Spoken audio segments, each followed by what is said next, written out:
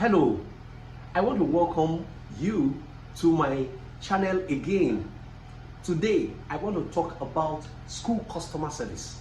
Yes, the concept of customer service is also applicable in school system. And the reason is because, you see, every school must be able to improve their staff relations when it comes to dealing with school customers. The best way to run a school for growth is to ensure that you have a business attitude towards the school that you're running, especially a private institution or private educational citadel. It's very, very important to have a business attitude. And one of the business attitudes you should have is seeing the customer experience of your school. Who are your customers, if I may ask you? Your customers are the people that you render service to as a school, the learners in the classroom, the parents. And sometimes when I ask who are your customers, in my staff training, I see a lot of people say, oh, our customers are just the parents. And there's tendency for the teachers to overlook the learners in the class as their customers, because some of these children can make sure that they don't come back to the school where they are. Now, it is very important for you to see your customer or your parents and your learners in another dimension. Even your staff, if you're a school owner, they are your customers. The concept of customer service is to ensure that your relationship, your experience that you are giving as a school is daily improved on, to ensure that people come to your school and see that you have more in store. You have a lot of things to give, to offer, to render to them. And this is very important, especially when we are talking about school growth today, and we are talking about sustainable school growth. So I am going to start it off from here to say that you can only serve people from what is in you. You cannot give what you don't have. Every school, every educator must understand that you cannot give what you don't have. The state of you will determine how you serve other people. The state that you are in, the kind of person you are, will determine the way you render service. There are different schools, and a lot of people say, oh, it is competition that makes things work, but that is not really very true. The number of schools don't determine the kind of service we are.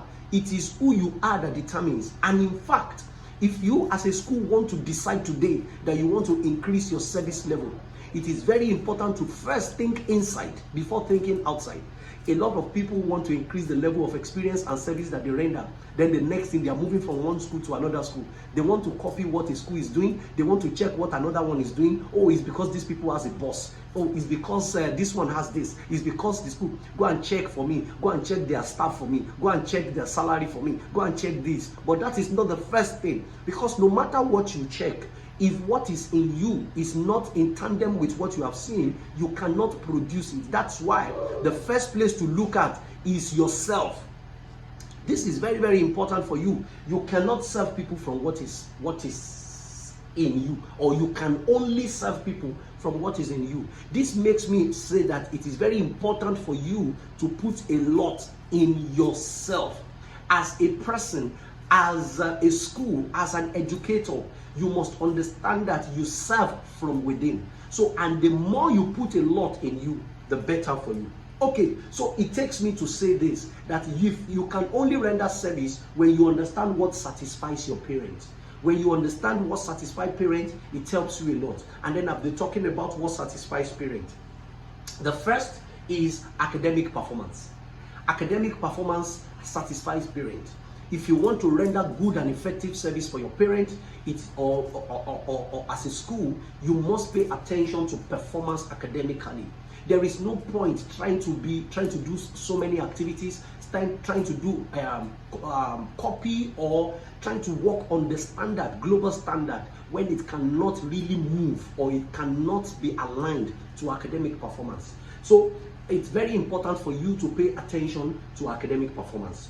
Okay, so also the second one is staff appearance. The appearance of your staff. I'm not just talking about dressing. Staff appearance is not just in dressing. Another dimension of staff appearance is countenance. Countenance is very important. As a parent, I don't want to come into your school and I meet your staff frowning just because the staff feels like that this is who I am. No, and it must be driven by the school. It must be a system and a culture that the school decides that we are going to put on, that your first appearance is going to say a lot. Impression matters. Appearance shows the manner. It is good that a staff presents himself or herself in a way that is pleasing to people, even guests and visitors that comes to the school. The third one is school coordination. School coordination talks about how the organization and how the school moves in steps or in actions. The actions of the school will lead to the coordination of the school. When you see some schools, you like what you see from far, but when you get close to the school, you are disappointed. The reason is not because of the appearance, it's not because of academic performance. Maybe they are even doing well, the students are doing well, but the problem actually is in the coordination. The action is seriously very not very okay. And this is one of the things that we see that happens a lot, especially in so many schools. So your coordination, you have to pay attention to that if you're working on service. Also, student display. I don't want your school to be about display of teachers. No, nobody respects the school because of the prowess of the teacher. Nobody respects the school because of their qualification and accolades that is given to the teachers. It's very good for teachers to have it, but it is of no use if it cannot be transferred to the learners.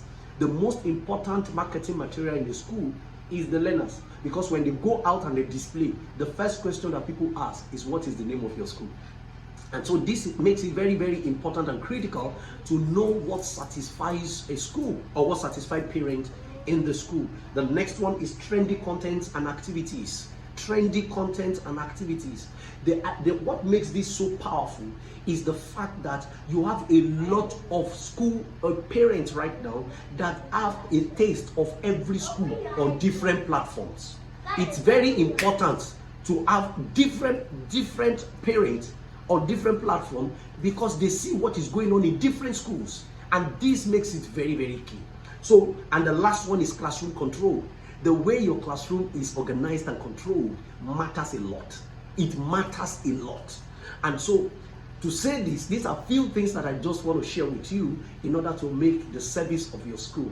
Please do well by contacting Coach Wale on the number that you have at the base of this video for your customer service training and some other training that can help your school grow and that can sustain whatever it is that you have. Thank you very much for your time.